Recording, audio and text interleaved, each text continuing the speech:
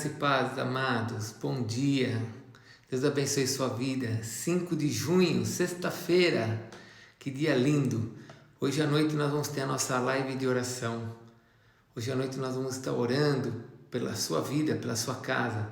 Estamos vivendo tempos difíceis, tempos de pandemia, tempos de doença, tempos de violência. Precisamos orar, amém? Então às 22 horas, eu e todos os oficiais da igreja estaremos reunidos lá na igreja para orar por você. Vamos para mais uma devocional do nosso Pão Nosso? Que Deus então venha a nos abençoar, amém? Precisamos de uma revelação nessa manhã que vai ser linda. Eu vou estourar meu horário hoje, mas eu tenho certeza que Deus vai trazer uma bênção para você muito grande. Que o Senhor Deus te abençoe, faça resplandecer o seu rosto sobre você. Que o Senhor, como estrela da manhã, revele coisas novas para você nesta manhã, te dando garantias, segurança, por meio do seu Espírito, de que você vai vencer, de que você será abençoado, de que você, como filho, nunca será deixado. Que o Senhor, nesta manhã, te revele tudo isso e te ajude nas suas dificuldades, em nome de Jesus. Amém. Amém? Vamos para a nossa devocional no livro de Marcos. Vamos continuar o capítulo 6. No versículo 30 até o versículo 44. Vamos ler? É a história da multiplicação dos pães e peixes, a primeira multiplicação de pães e peixes. Diz assim a palavra de Deus: Voltaram os apóstolos à presença de Jesus e lhe relataram tudo quanto haviam feito e ensinado. E ele lhes disse: Vinde repousar um pouco à parte num lugar deserto, porque eles não tinham tempo nem para comer, visto serem numerosos os que iam e vinham. Então foram sós no barco para um lugar solitário. Muitos, porém, os viram partir e, reconhecendo-os, correram para lá, a pé, de todas as cidades, e chegaram antes deles. Ao desembarcar, viu Jesus uma grande multidão e compadeceu-se deles, porque eram como ovelhas que não têm pastor. E passou a ensinar-lhes muitas coisas. Em declinando a tarde, vieram os discípulos a Jesus e lhe disseram: É deserto este lugar, e já avançada a hora. Despede-os para que, passando pelos campos ao redor e pelas aldeias, comprem para si o que comer. Porém, lhes respondeu: Dai-lhes vós mesmos de comer. Disse-lhes: Iremos comprar 200 denários de pão para lhes dar de comer? E ele lhes disse: Quantos pães tendes? E de ver. E sabendo-os, eles responderam: 5 pães e 2 peixes. Então Jesus lhes ordenou que todos se assentassem em grupos sobre a relva verde, e o fizeram repartindo em grupos de 100, 100 e 50 e 50. Tomando ele os 5 pães e os 2 peixes, erguendo os olhos aos céus, os abençoou e os partiu, os pães e deu aos discípulos para os distribuíssem, e todos repartiram também os 2 peixes.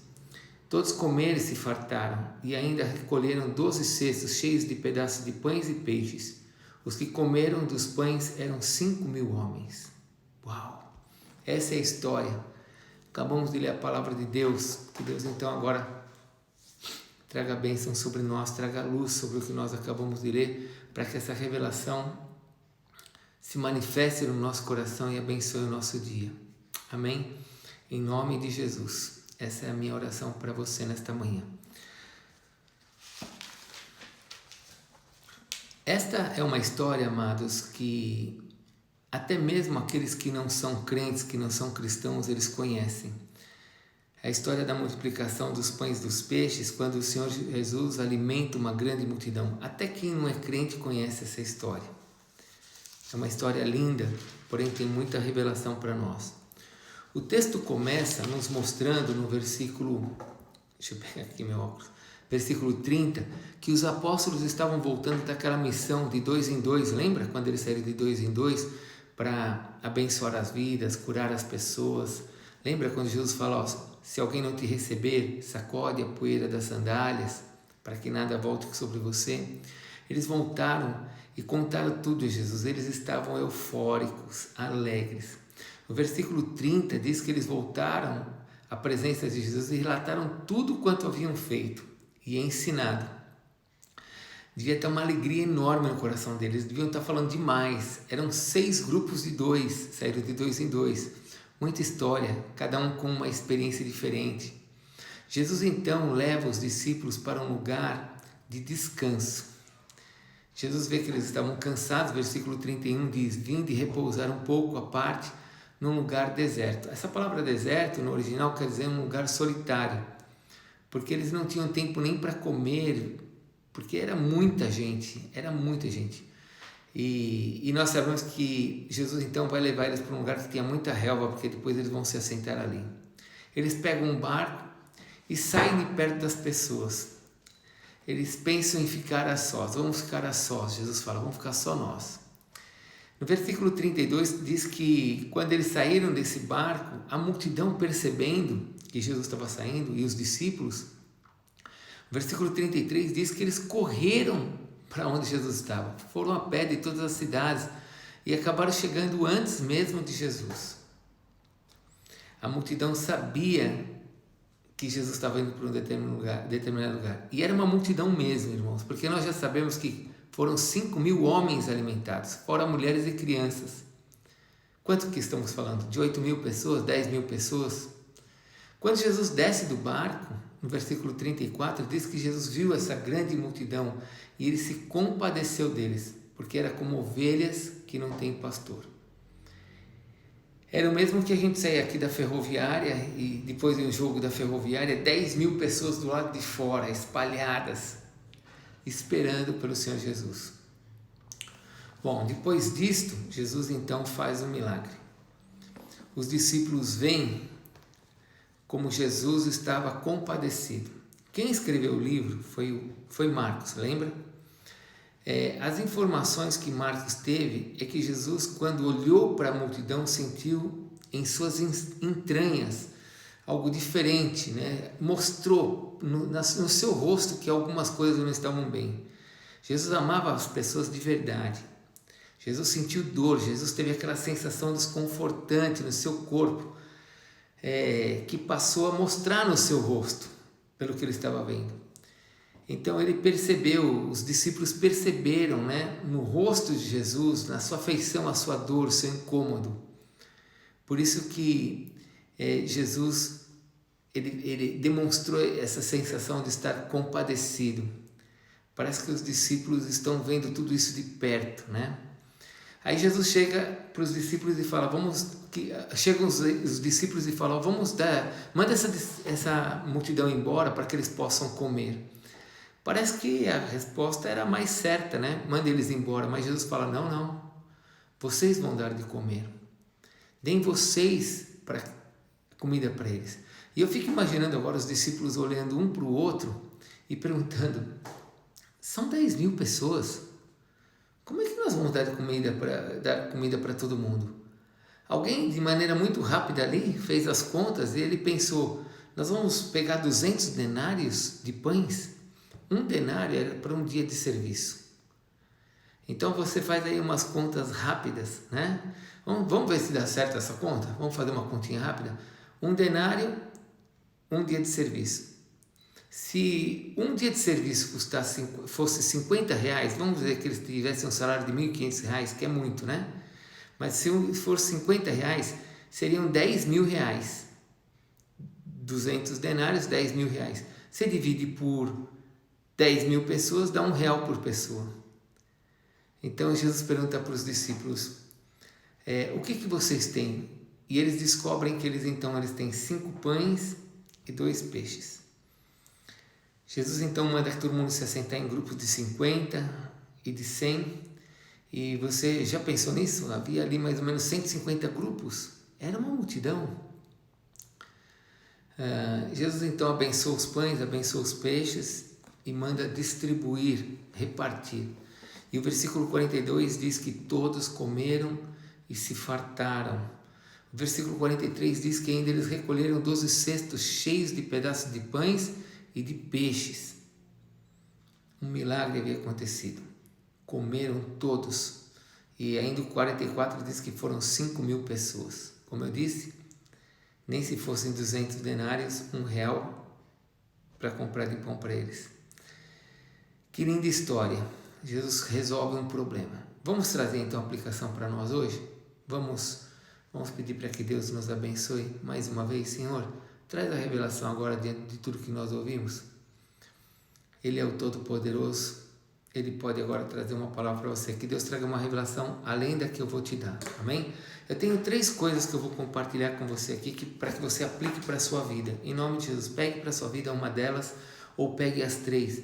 Mas medite nelas durante o dia. Faça força para você não ficar vivendo sem pensar nisso. Pense nesta palavra durante o dia. Amém? 3 revelações, 3 direções para o seu coração. Pense pelo menos numa delas ou em alguma coisa que Deus traga para você. A primeira coisa que eu quero que você pense, a primeira coisa, fazer as coisas para o Senhor gera euforia. Amém? Os discípulos voltaram eufóricos. Quando foi que você fez a última coisa para Deus que você voltou eufórico? Falar de Jesus para as pessoas gera euforia. Orar pelas pessoas, curar as pessoas gera euforia. Fazer as coisas para Ele gera euforia. Será que você já teve essa experiência de compartilhar o amor de Jesus para as pessoas ouvirem e ficarem alegres por causa de Jesus e darem suas vidas para Jesus ou serem curadas? Isso não te gera uma alegria indivisível, uma alegria fora do normal? Então essa é a primeira coisa que nós aprendemos e que você precisa pensar. Quando foi a última vez que você teve uma euforia por ter compartilhado as coisas de Jesus ou por ter feito alguma coisa por Jesus? De você ter falado, eu fiz. Segunda coisa, para você meditar. O Senhor se importa com o seu descanso. O versículo 31 diz que Jesus falou assim para os discípulos, venham repousar um pouco à parte num lugar deserto. Porque eles não tinham tempo nem para comer. Sabemos que esse lugar deserto não era deserto de terra, tinha relvas. Eles se assentaram na relva, grupos de 100, de 50. Você já pensou nisso, que Deus fez um dia chamado sábado por descanso, mas depois da morte de Jesus o dia passou a ser o domingo? Você já pensou que o domingo é um dia de descanso? Você tem tido tempo para você descansar? Um tempo para você ficar com o Senhor? Pensa nisso. Você tem descansado no Senhor? Tem tido um tempo com Ele? Olha, Jesus chamou os discípulos para descansar com Ele. Jesus não disse para os discípulos, me perdoe, né? Vocês foram ótimos, podem jogar bola, vão descansar um pouco, distraiam, marque um joguinho entre Nazaré versus Gadara, faça um jogo contra.